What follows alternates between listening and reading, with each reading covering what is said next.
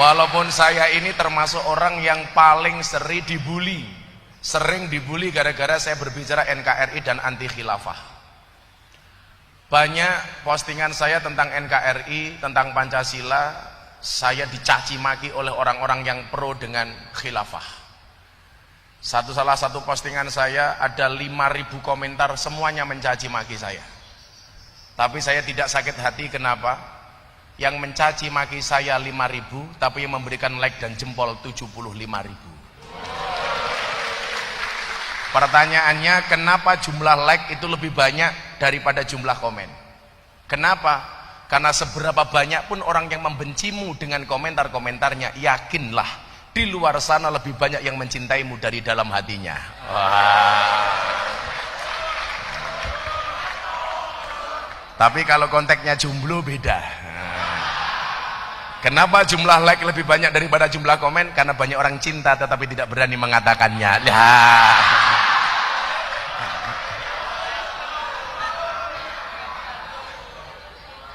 Ngono milenial ora gaul.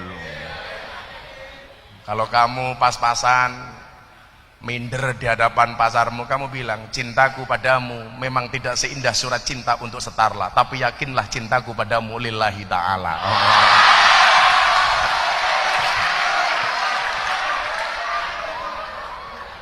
Lah kowe malah galau, tuku bawang kleru mrica wis kebajot sayang mung dianggap kanca.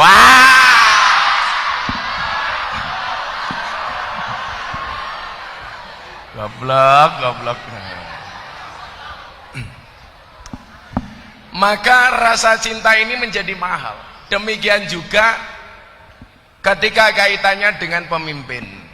Satu saat saya ditanya, sebenarnya pemimpin itu boleh nggak sih dikritik? Boleh nggak kayak Pak Ganjar itu dikritik? Boleh nggak kayak Pak Jokowi itu dikritik? Karena yang terjadi hari ini, mohon maaf, orang itu kalau sudah benci dengan pemerintah, baik seperti apapun, tetap saja benci. Tapi sebaliknya, kalau kita itu sudah senang dengan pemerintah, seburuk apapun tetap dipuji.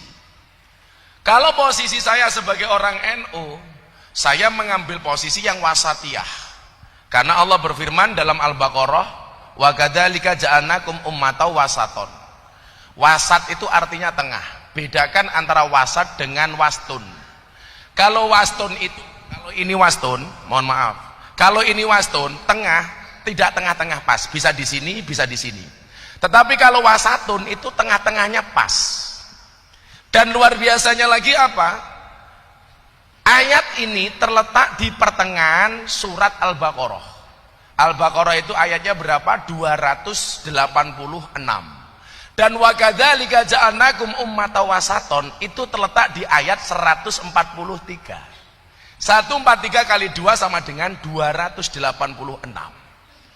Lah, sikap keagamaan dan sikap kenegaraan saya, kebangsaan saya, itu saya mengambil posisi di wasatun. Tengah-tengah.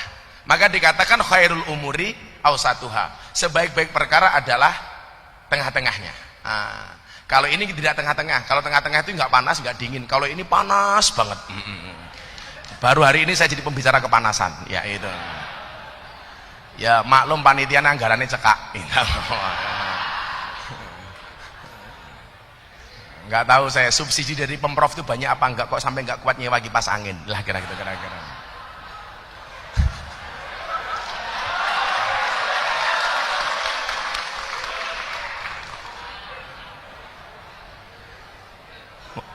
Panitiane sok sibuk.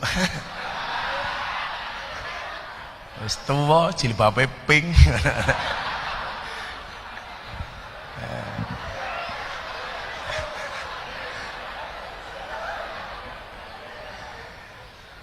Maka coba Anda lihat hari ini orang yang benci dengan pemerintah, sebaik apapun kinerja pemerintah itu dicaci maki. Bahkan kadang-kadang caci makiannya ini berlebih-lebihan. Maka ketika saya diundang sama keluarga alumni mahasiswa UGM Kagama, yang ketuanya kebetulan juga Pak Ganjar di Jakarta, saya bilang, laju inflasi di Indonesia hari ini yang paling dahsyat itu ada dua. Yang pertama adalah inflasi mencaci, yang kedua adalah inflasi minta maaf. Lah ini, kalau lagi demo, Jokowi bunuh, gitu kan. Begitu tangkap polisi, maaf, saya khilaf. Coba kita lihat satu contoh yang bisa kita ambil di masa pemerintahan Khalifah Harun ar-Rasyid. Khalifah Harun ar-Rasyid ini khalifah yang juga sering salah seperti kita. Satu saat ada ulama ini keras mendatangi Khalifah Harun ar-Rasyid. Dia mengatakan apa? Wahai khalifah, ini nasihun lak, saya ingin menasihati anda. Famusadidun alaika, tapi sorry, saya nggak butuh tisu, tapi saya butuh kipas angin, gitu kira-kira.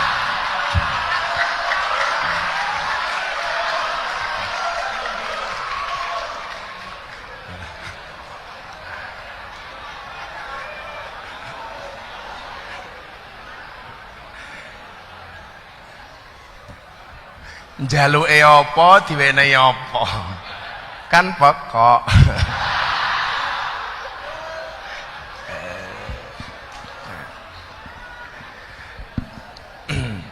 Ini nasihun lak, kata ulama ini. Famusadidun alaika, tapi mohon maaf, nasihat saya ini agak keras. Dia bilang begitu, nasihat saya kepada anda ini agak keras loh. Famusadidun alaika. Kemudian dilanjutkan apa? Fala tajidanna fi nafsika alayya say'an, tolong anda jangan marah sama saya. Apa jawaban Harun ar-Rasyid? Innallaha ta'ala qad arsala man huwa khairu minka. Sesungguhnya Allah pernah mengutus orang yang lebih baik daripada anda. Siapa yang dimaksud? Harun dan Musa. Musa dan Harun. Ilaman huwa syarru minni, kepada orang yang lebih jelek daripada saya. Yang dimaksud siapa? Fir'aun. Jadi Musa dan Harun itu pernah diutus oleh Allah untuk menasihati Fir'aun. Yang Fir'aun dalam Al-Quran disebutkan ana rabbukumul a'la, aku adalah Tuhanmu yang paling tinggi. Sampai hebatnya Fir'aun itu, mohon maaf dek, Fir'aun itu kalau kehujanan yang pilek bukan hidungnya tapi air hujannya. Kalau mangan sambel sing mules dudu wetenge sambele. Sama dengan Fir'aunnya Indonesia, nabrak tiang listrik, yang sakit tiang listriknya. Itu luar biasa ini. Jos pokoknya gitu loh. Tapi apa kata Allah kepada Musa dan Harun? Faqula lahu qaulan layyina. Musa, Harun, berkatalah kamu kepada Fir'aun dengan bahasa yang lembut.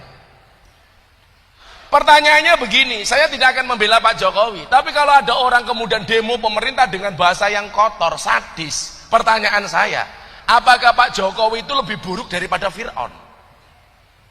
Pertanyaan saya, kok bahasanya sampai kasar seperti itu? Kalau saya fair, karena saya umatau wasaton, pemerintah benar saya dukung. Contoh, soal program unggulan presiden, SDM unggul Indonesia Maju, saya dukung. Karena memang kekurangan kita di SDM. Di Indonesia itu terlalu banyak pendapat tapi kurang pendapatan. Ini orang Indonesia. Terlalu banyak pendapat, kurang pendapatan. Tapi kalau pemerintah ini jelek, saya berhak untuk mengkritik.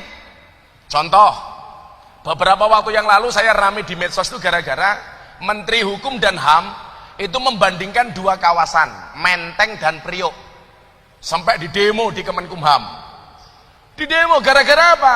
Menteng itu orangnya baik-baik, sementara Tanjung Priok karena keras maka identik dengan kriminalitas. Oh, saya marah karena saya adalah penceramah di kalangan kaum marginal, orang-orang yang bertato, yang rambutnya acak-acakan, yang telinganya ditindek, baik menggunakan mur, baut, mangkokan, pelek, sak piturute gitu loh, atau yang badannya ditato.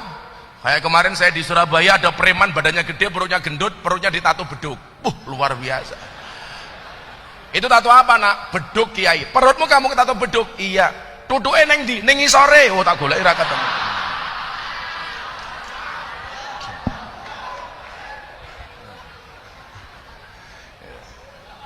Saya nggak sependapat ketika keras ini diidentikan dengan kriminalitas. Saya pikir nggak ada hubungan yang korelasi yang apa ya, yang bisa diterima oleh akal lah.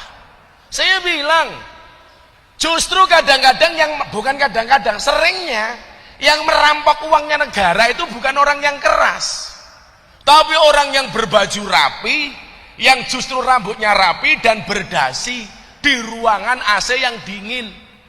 Iya, kalau ruangan panas gini nggak ada yang makan uangnya negara, beneran. Kipas anginnya dadak jaluk kok.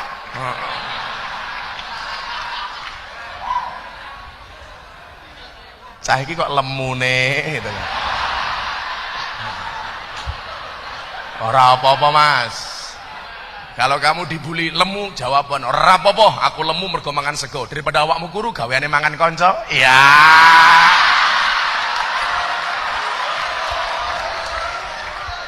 Sing lemu, yes.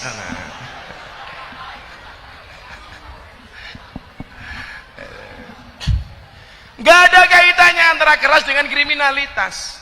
Saya sekian banyak contoh orang yang kelihatannya arogan, tetapi justru dia orang baik. Sementara para koruptor itu biasanya malah bajunya rapi, berdasi, dan lain sebagainya.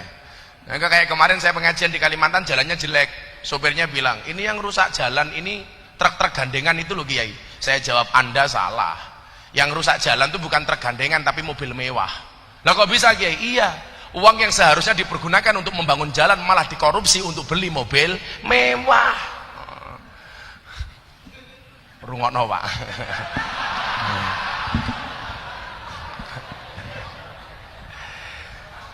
Sebaliknya, kalau kita itu sudah terlalu cinta dengan pemerintah, kadang-kadang nalar kritis kita itu tidak ada. Maka disinilah kemudian mencintai negara itu harus proporsional. Harus proporsional. Dan rasa cinta itu hari ini di Indonesia sangat mahal, Pak. Maka orang berbeda sedikit dianggap musuh. Berbeda sedikit dianggap musuh. Sehingga era kekinian, orang Indonesia itu yang terkenal dengan orang yang ramah, orang yang menyenangkan, sifatnya gotong royong dan lain sebagainya, semakin kesini semakin hilang, Pak. Saya kasih contoh ya. Jangankan kok sesama umat Islam, mohon maaf, jangankan sesama umat beragama lain, seumat saja kita hari ini begitu berbeda pendapat, kita dianggap musuh. Dan saya kemudian lebih bersedih, kenapa? Karena munculnya apa? Munculnya orang-orang yang membenci negara ini hari ini justru berkedok dengan agama. Dalihnya ini adalah agama, ekstrim kanan maupun ekstrim kiri, tapi menggunakan dalil-dalil agama. Maka kemudian karena kebencian kepada pemerintah yang memuncak, mereka akhirnya mengatakan apa? Ini negaranya tauhid. Pancasila sudah tidak cocok dengan Indonesia. Demokrasi harus diganti dengan sistem khilafah. Minimal NKRI bersyariah. Saya bilang, sing dimaksud NKRI bersyariah itu seperti apa? Indonesia itu kurang syariah seperti apa? Saya pengajian di mana-mana sampai ke Papua, nggak ada. Saya besok, bro, mas-mas dari Papua ini, tanggal 8 Juni, saya pengajian di Kota Jayapura, di 3 lokasi. Dan panitianya sebagian kawan-kawan saya Nasrani. Kurang syariah apa bangsa Indonesia ini?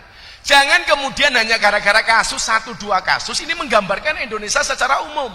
Dengan mengatakan demokrasi ini gagal, maka harus diganti dengan sistem khilafah. Tapi kan banyak Gus ulama-ulama yang dikriminalisasi. Tolong bedakan kriminalisasi ulama dengan ulama yang kriminal. Kalau ada ulama berbuat kriminal ditangkap sama Pak Kapolres, itu namanya bukan kriminalisasi ulama, tapi proses hukum terhadap ulama yang kriminal. Kriminalisasi ulama itu ngundang kiai mulai ra diamplopi, lah itu kriminalisasi. Makanya itu bisa dilaporkan ke kantor polisi atas dugaan pelanggaran KUHP pasal 378 penipuan. Hati-hati.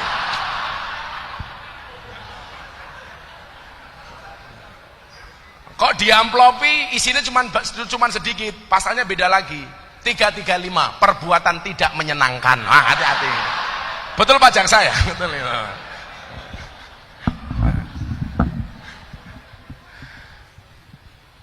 membedakan antara kriminalisasi ulama dengan ulama yang kriminal.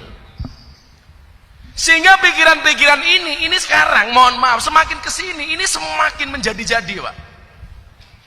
Betapa kemudian YouTube saya yang berbicara anti khilafah, saya dibully habis-habisan. Tapi saya nggak ada urusan. Kenapa? Karena organisasi saya yang saya ikuti, Nahdlatul Ulama, amanat didirikan Nahdlatul Ulama itu dengan dua amanat. Yang pertama adalah amanat keagamaan, yang kedua adalah amanat kebangsaan. Amanat keagamaan memberikan amanat kepada kita untuk menyebarluaskan faham Ahlus Sunnah wal Jamaah An-Nahdiyah dan menjaga keberlangsungannya. Kemudian yang kedua apa? Menjaga dan melestarikan, menjamin keberlangsungan negara kesatuan Republik Indonesia. Dan Muktamar Nahdlatul Ulama tahun 1936 di Banjarmasin, ulama-ulama kita bersepakat bahwa bentuk negara Indonesia adalah Darussalam, bukan Darul Islam. Tentunya Anda bisa membedakan apa itu Darussalam, apa itu Darul Islam. Bentuk negaranya apa? Nation state, negara kesatuan. Kenapa harus negara kesatuan? Jawabannya di sini. Inilah antiknya Indonesia dibandingkan negara-negara lain. Kita terbang ke Eropa. Eropa itu bangsanya cuma satu, Bapak Ibu, namanya Europe. Satu bangsa Eropa berdiri di atas banyak negara, berdiri di atas Spanyol, Perancis, Belanda, dan lain-lain. Kabar terbaru, Inggris mengundurkan diri dari Uni Eropa. Mata uang mereka juga cuma satu, namanya apa? Euro. Satu bangsa berdiri di atas banyak negara. Sementara Indonesia banyak bangsa berdiri di atas satu negara. Jadi kebalikannya dengan Eropa. Kalau Eropa itu satu bangsa berdiri di atas banyak negara, jadi bangsa mung siji disengkuyung oleh sekian banyak negara. Sementara Indonesia sebaliknya, banyak bangsa hanya berdiri di atas satu negara.